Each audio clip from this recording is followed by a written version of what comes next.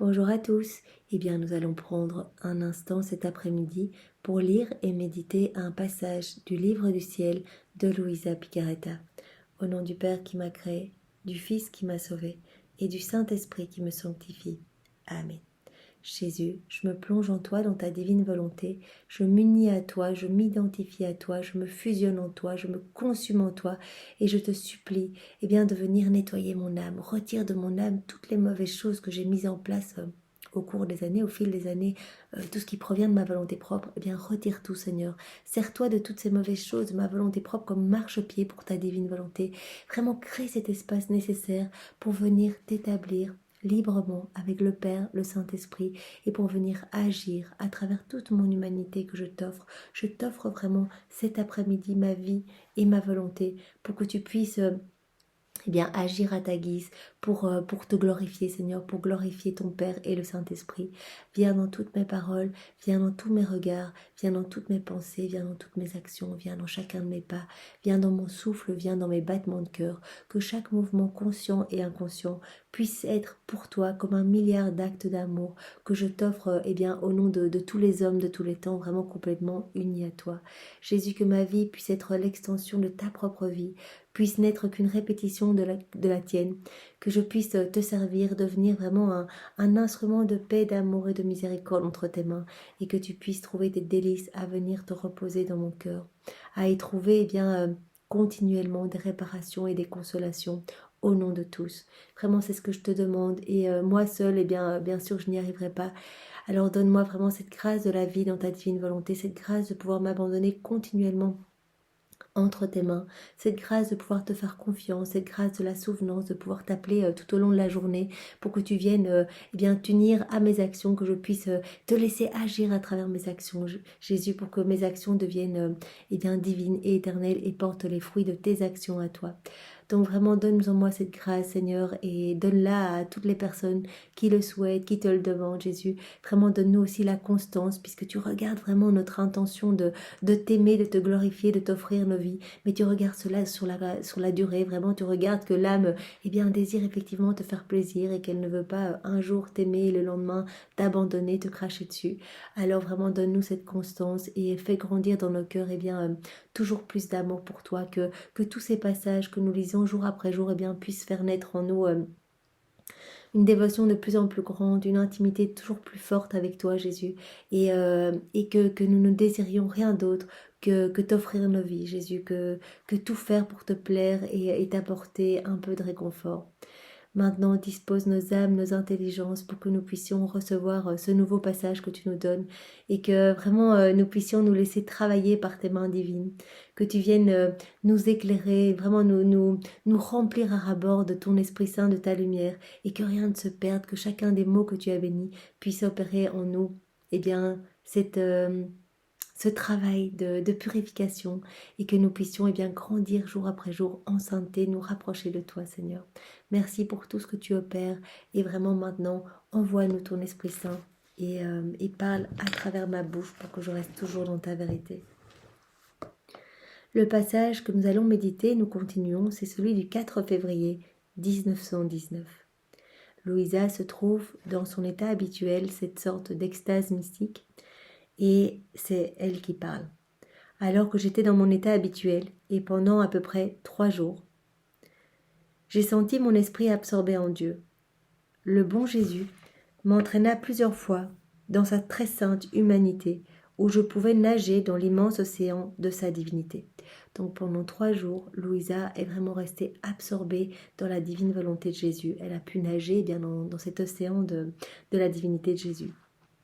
Oh, que de choses je pouvais voir, comme je voyais clairement tout ce que fit sa divinité dans son humanité. Donc Louisa a pu voir tout ce que Jésus a fait de par sa divinité, à travers son humanité. Donc tout ce qu'il a souffert dans sa divinité. Nous savons qu'il a connu cette passion très douloureuse, vraiment les 24 dernières heures de sa vie, passion dans son humanité, cette passion que nous connaissons à travers les évangiles. Mais nous n'avions pas connaissance de tout ce que Jésus a souffert dans sa divinité. Et cela, Louisa a pu le voir, a pu le mettre par écrit et a pu vraiment nous donner ces informations importantes que Jésus a souffert dès la seconde une de son incarnation sur la terre, puisqu'il a refait toutes nos vies continuellement. Et cela a été des tourments terribles, comme des clous de feu, des épines de feu, des coups de fouet de feu, des crachats. Il a tout ressenti, mais seconde après seconde. Il a tout ressenti, tous nos actes dissociés de la divine volonté. Il nous a vus à travers les siècles. Et il a ressenti tout ce qui n'était pas uni à la divine volonté, tout ce qui ne rendait pas gloire à la Trinité. Jésus a repris, a payé la dette en la souffrant dans sa divinité, en la souffrant de manière atroce, de telle sorte qu'il mourait continuellement, seconde après seconde. Il vivait des petites morts, des petites morts, des souffrances terribles qu'il avait à vivre dans sa divinité pour refaire tous nos actes, pour vraiment les immerger dans sa volonté et les réoffrir plein d'actions de louange, plein d'actions de bénédiction à son Père. Donc il est vraiment venu pour refaire nos vies, glorifier son Père et vraiment nous offrir le salut. Oh, que de choses je pouvais voir, comme je voyais clairement tout ce que fit sa divinité dans son humanité. Plusieurs fois au milieu de mes surprises, Jésus me parla. Il m'a dit, entre autres, « Vois-tu ma fille, avec quel excès d'amour j'ai aimé les créatures. Ma divinité était trop jalouse pour confier à une créature l'accomplissement de la rédemption. » Jésus nous aimait tellement qu'il a voulu lui-même accomplir la rédemption. Il a voulu vraiment, parce qu'aucune créature n'aurait pu subir autant de morts, n'aurait pu refaire autant d'actes dissociés de la divine volonté. Ainsi, je me suis infligé à moi-même la passion dans sa divinité, cette passion éternelle, cette passion qui continue éternellement. Aucune créature n'aurait été capable de mourir autant de fois qu'il y avait eu et allait y avoir de créatures à connaître la lumière de la création. De même que pour chaque péché mortel commis par elle, chaque péché, chaque acte dissocié de la divine volonté, chaque parole dissociée, chaque pas dissocié, chaque battement de cœur qui n'est pas pour Dieu, Jésus a repris, a refait, en le souffrant, mais comme une petite mort, en refaisant tout et en réoffrant tout, divinisé, sanctifié à son Père. Ma divinité voulait une vie pour chaque vie de créature et pour chaque mort causée en elle par une faute mortelle. Qui aurait pu être assez puissant pour me donner autant de morts sinon ma divinité? Qui aurait pu supporter autant de morts sinon Jésus dans sa divinité? Qui aurait pu avoir assez de force, d'amour et de constance pour me voir mourir autant de fois sinon ma divinité? Une créature se serait lassée et aurait abandonné. Donc personne d'autre que Jésus aurait pu accomplir la rédemption. Il ne va pas penser que cette activité de ma divinité commença tardivement dans ma vie terrestre. Elle commença dès le moment de ma conception dans le sein de ma maman, qui plusieurs fois fut elle-même consciente de mes souffrances et ressentit mon martyre et mes morts. Donc son martyre dans sa divinité a commencé dès la seconde une de son incarnation dans le sein de Marie, qui a pu vivre tout en même temps que Jésus, puisqu'elle était immergée dans la divine volonté, que tous ses actes n'étaient que réponse au plan de Dieu. Elle a pu vivre, puisque son cœur était uni au cœur de Jésus, elle a pu vivre toutes les souffrances de Jésus. Continuellement, elle les vivait avec Jésus. Ainsi, même dans le sein de ma mère, ma divinité joua le rôle de bourreau d'amour. Donc il avait déjà sa petite couronne d'épines, son corps flagellé, ses clous dans ses mains, dans ses pieds, ses clous tout en feu, donc vraiment une douleur continuelle. À cause de son amour, ma divinité fut inflexible, au point où aucune épine, aucun clou et aucun coup ne furent épargnés à mon humanité. Donc vraiment, il a vraiment voulu tout réparer. Il n'a pas laissé des péchés de côté, il a vraiment pris la dette pour chacun de nous à travers les siècles. Il a vraiment tout refait. Merci Jésus pour tout ce que tu as fait pour nous. Vraiment merci avec tes propres remerciements. Nous t'aimons avec ton amour, nous te louons avec tes louanges, nous t'adorons avec tes adorations, nous te bénissons avec tes bénédictions et nous le faisons vraiment au nom de tous ceux qui ne te remercient pas, au nom de tous les pécheurs obstinés, au nom de toutes les âmes eh bien agonisantes, ces âmes qui sont en train de mourir maintenant, au nom de toutes les âmes du purgatoire, au nom de toutes les âmes de ton Église, celles qui t'ont promis fidélité et amour et qui parfois s'écartent du chemin. Eh bien Jésus vraiment reçoit ces remerciements pour tout ce que tu as fait pour chacun de nous. Nous prenons vraiment conscience de toutes tes souffrances lors de ton passage sur la terre. Et cette passion dans ta divinité, eh bien, nous savons qu'elle est éternelle.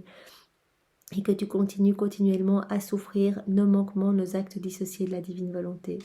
Nos manquements, nos froideurs, nos indifférences et nos manques d'amour. Parce que vraiment, c'est cela, ta passion première, ta passion éternelle, c'est nos manquements d'amour. Parce que toi, tu veux donner à chacun, tu es là, eh bien, le cœur brûlant d'amour pour chacun de nous. Et très souvent, eh bien, les hommes ferment leur cœur, ne veulent pas de ton amour, te déchirent ton cœur en arrachant ce lien que tu as tissé entre ton âme et leur âme. Et ils partent se perdre. Et toi, eh bien, Jésus, tu souffres de cet amour que tu ne peux pas donner, qui te brûle, qui vraiment te fait délirer. Et c'est pour ça que nous voulons t'offrir cet après-midi nos vies pour vraiment te ramener des âmes, pour travailler à l'avènement de ton royaume et pour pouvoir à chaque instant te remercier au nom de tous, te prier au nom de tous, t'offrir eh bien nos sacrifices au nom de tous, te demander pardon au nom de tous et vraiment venir prendre ton amour, ton sang, tes plaies, tout ce que tu as souffert dans ton humanité, dans ta divinité et venir prendre tout cela et venir tout déposer dans tous les cœurs de tous les hommes passés, présents et futurs pour qu'ils se laissent toucher et que vraiment ces cœurs trop fermés puissent s'ouvrir et recevoir tes grâces, les grâces que tu veux leur donner pour les sauver. D'autre part, ces épines, ces clous et ces coups n'étaient pas comme ceux que les créatures m'ont donnés pendant ma passion, lesquels n'étaient pas multipliés. La passion de Jésus dans son humanité eh bien, était totalement temporaire. Voilà, c'était, il recevait un clou dans sa main droite, un clou dans sa main gauche, donc une souffrance inouïe. Mais ici, ce n'était pas pareil. Il le dit à Louisa, mes clous étaient multipliés à l'infini, des clous de feu, mais une souffrance, une torture continuelle, un martyr éternel. Les souffrances infligées par ma divinité furent multipliées pour couvrir toutes les offenses, autant d'épines que de mauvaises pensées. Vous imaginez, nous qui essayons déjà d'aimer Jésus, de vivre dans sa divine volonté, eh bien le nombre de mauvaises pensées que nous avons déjà par jour, le nombre de pensées même qui sont ok, qui sont normales, on a l'impression qu'elles n'offensent pas le Seigneur, mais si elles sont dissociées de la divine volonté, c'est déjà une épine pour Jésus. Un acte qui semble très saint, s'il est dissocié de la divine volonté, si on le fait peut-être pour notre gloire personnelle, pour gonfler notre ego, eh bien c'est une souffrance pour Jésus. Il reçoit cet acte comme un clou de feu. Nos pas, eh bien, qui marchent peut-être à des choses normales de notre quotidien. Si nos pas ne sont pas unis aux pas de Jésus, ne sont pas vraiment dans les pieds de Jésus, eh bien, nos pas ne sont pas sanctifiés. Et c'est une souffrance, c'est un acte dissocié de la divine volonté. Et donc vraiment, Jésus a tout repris. Mais vous imaginez les milliards et milliards et milliards de clous qu'il devait recevoir chaque microseconde dans ses pieds, dans ses mains, les milliards d'épines, les milliards de coups sur son corps. Donc ça a vraiment été une souffrance inimaginable. Autant d'épines que de mauvaises pensées, autant de clous que d'actions indignes, autant de coups que de plaisirs mauvais, autant de souffrances que d'offenses. C'étaient des mers de souffrances, d'épines, de clous et de coups. Devant cette passion que m'a infligée ma divinité, durant tout le cours de ma vie, la passion que les créatures m'ont fait souffrir dans les derniers jours de ma vie ne fut qu'une ombre. Vous voyez cette souffrance horrible que nous avons pu lire dans les évangiles. Eh bien, déjà, les souffrances de Jésus nous touchent tellement, et cela pour Jésus, eh bien, il le dit à Louisa. Ça ne fut qu'une ombre, en fait. Ce n'était rien du tout par rapport à ce que j'ai souffert dans ma divinité. Ce n'était qu'une image. Voilà à quel point j'aime les âmes. C'était pour des vies que je payais. Mes souffrances sont inconcevables pour un esprit créé. Alors je continue. J'ai bien compris, donc c'est Louisa qui parle, j'ai bien compris que seulement la divinité pouvait faire souffrir autant le doux Jésus et se vanter d'avoir aimé les hommes à ce point, à travers de telles souffrances. Ni les anges, ni l'homme, ni les hommes n'auraient eu cette capacité d'aimer jusqu'à cet héroïsme de mourir continuellement chaque microseconde. il a même vécu nos morts naturelles et il a même ressenti dans sa divinité eh bien, les tourments, les tortures que les âmes eh bien, auraient à subir et auront à subir en enfer par leur choix personnel. Donc il a vraiment... il a tout ressenti, tout souffert, seconde après seconde, et il continue à vivre eh bien, des souffrances, de voir nos cœurs qui ne veulent pas de lui, qui se détachent et qui partent se perdre dans les choses du monde. Seulement un Dieu le pouvait, mais qui pourrait tout dire? Alors Jésus rajoute quelque chose et parle à Louisa. Fille bien-aimée, nouvelle-née de ma vie, viens dans ma volonté et vois le nombre de mes actes qui sont en suspens et attendent de profiter aux créatures. Nous savons que tout ce que Jésus a fait, eh bien, puisqu'il a tout refait, il a repris tous nos actes dissociés, il les a pris, il les a refaits, il les a plongés dans sa divine volonté, il a tout souffert dans sa divinité pour que ses actes soient sanctifiés. Et tout cela, il l'a mis en suspens. Et nous pouvons, en nous immergeant dans la divine volonté, unir nos actions à celles de Jésus. À ce moment-là, eh bien, nos actions purement humaines, unies à celles de Jésus, vont porter les fruits des actions de Jésus. Puisque notre petite action unie à la belle action de Jésus, eh bien, va pouvoir devenir divine et éternelle. Cette action va vraiment redistribuer tous les fruits de ces actes suspendus. Jésus les laisse vraiment suspendus pour que nous puissions, par le biais de la divine volonté, en nous plongeant en Jésus, en nous identifiant à lui, eh bien, nous unir à ce qu'il a fait. Et à ce moment-là, eh bien, c'est comme j'expliquais aux enfants, c'est comme si chaque acte eh bien, de Jésus, attaché à chaque acte de Jésus, il y avait un gros paquet de cadeaux, de grâces, de bénédictions, etc. Et tout cela est en suspens. Et vraiment, le Seigneur attend que les âmes viennent se servir, qu'elles veuillent bien en profiter. Et bien voilà, si nous agissons dans la divine volonté, on unit par exemple notre petite action de manger à l'action de manger de Jésus, à l'action de manger de Jésus lorsqu'il s'alimentait. Eh bien, il y avait tout ce gros paquet de grâce attaché à cette action.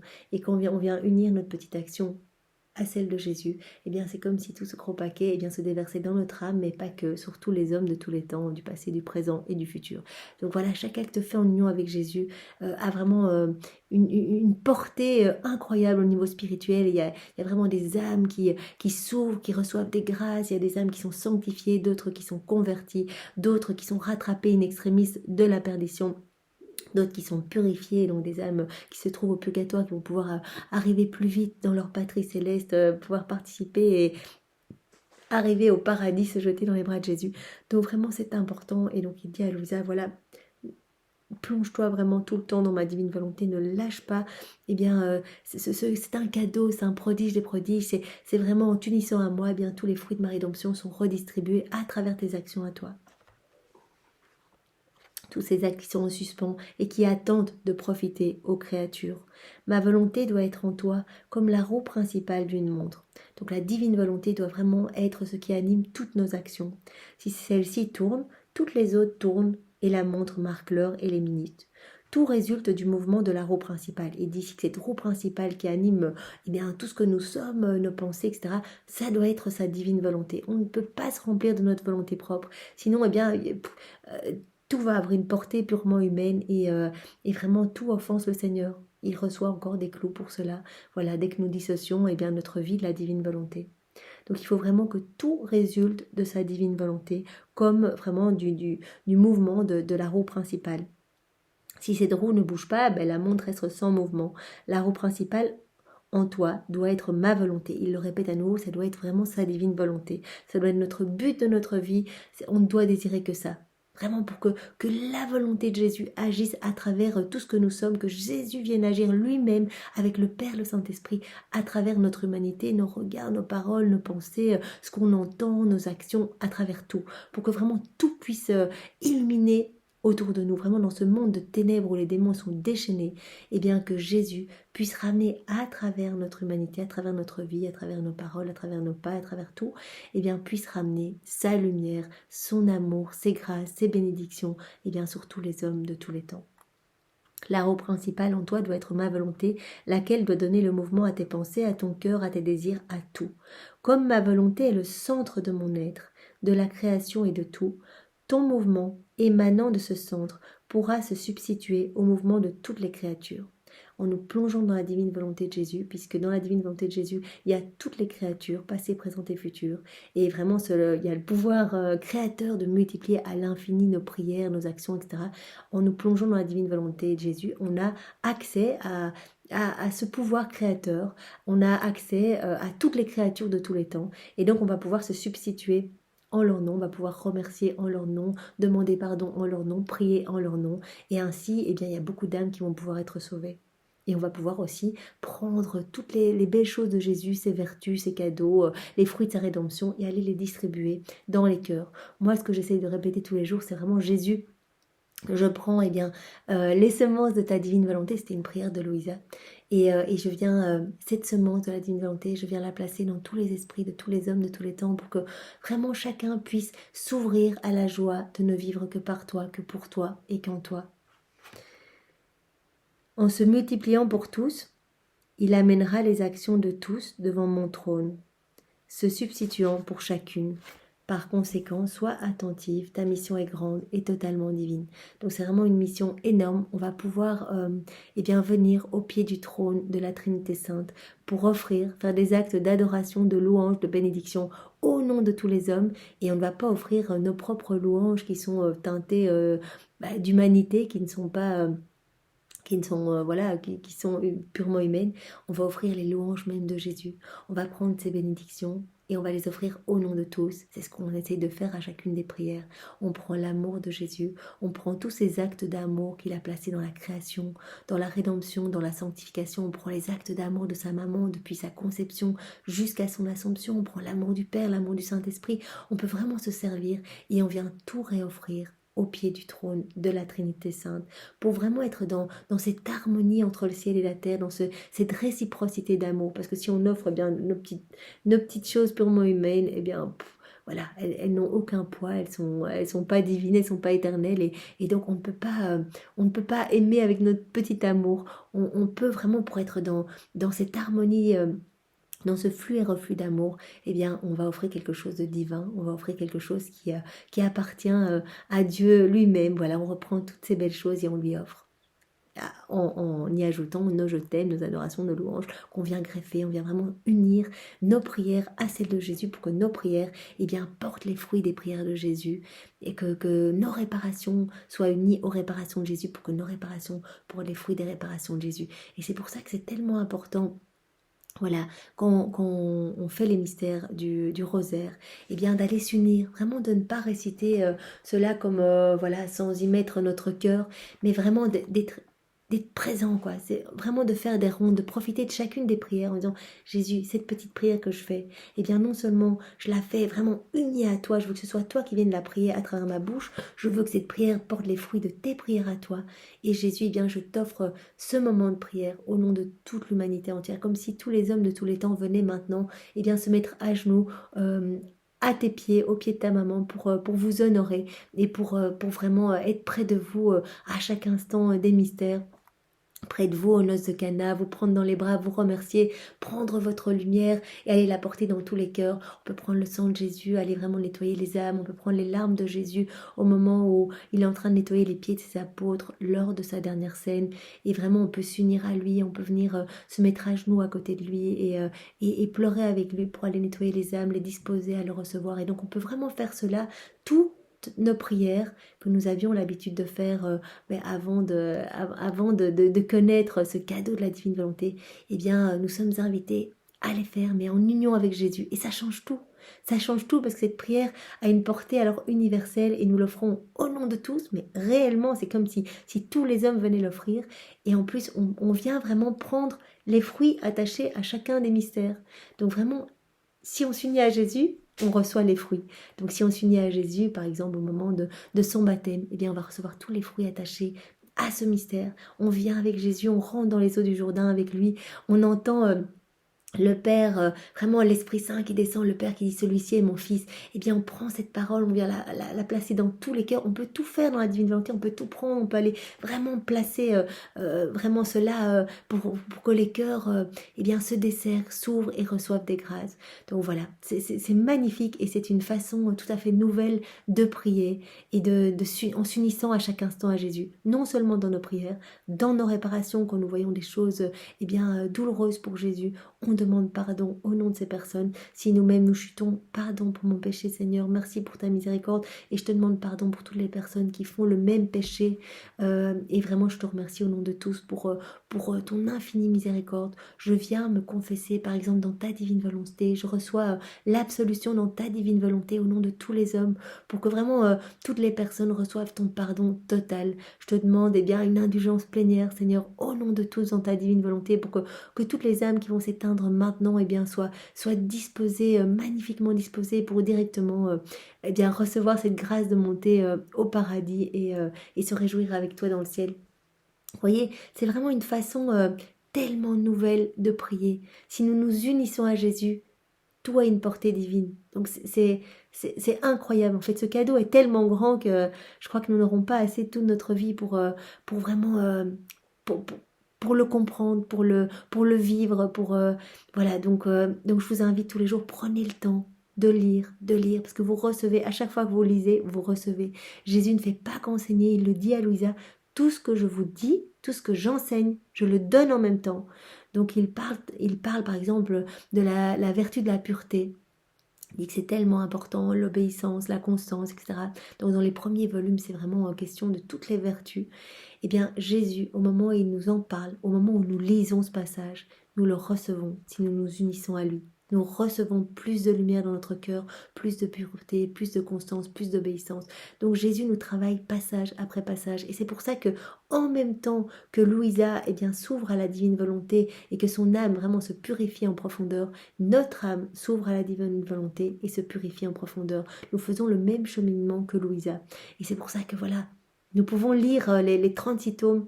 On continue. Dès que nous avons fini le 36e tome, nous revenons au premier. Et il y aura une nouvelle lumière que le Seigneur va nous donner. Il va attirer notre attention sur quelque chose que nous n'avions même pas vu lors de notre première, deuxième, troisième lecture, peu importe.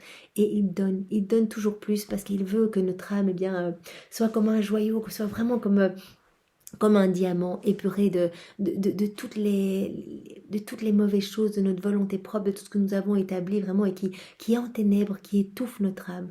Vraiment que notre âme puisse être libre en Dieu et vraiment dépouillée des choses du monde et n'appartenir qu'à toi, Seigneur. Vraiment fais de nous ce qui te plaira. Nous nous sommes offerts à toi. Alors vraiment, travaille-nous à ta guise pour que nous puissions vraiment être des enfants de lumière pour toi et te ramener des âmes, comme toi tu l'as fait lors de ton passage sur la terre. Toi tu n'as fait que sauver des âmes, refaire nos vies, nous sanctifier, glorifier ton Père, et bien que nous puissions accomplir ce que toi tu as fait lors de ton passage sur la terre, que nous puissions être des extensions de ton humanité, que nous puissions te ramener des âmes et glorifier le Père, te glorifier toi et glorifier le Saint-Esprit. Vraiment c'est ce que nous te demandons. Alors donne-en nous les grâces, Seigneur, vraiment seul nous n'y arriverons pas. Merci Seigneur, vraiment merci avec tes propres remerciements. Sois loué, béni et glorifié au nom de tous en ta divine volonté. Au nom du Père et du Fils et du Saint-Esprit. Amen. Soyez tous bénis et passez une belle après-midi. Au revoir.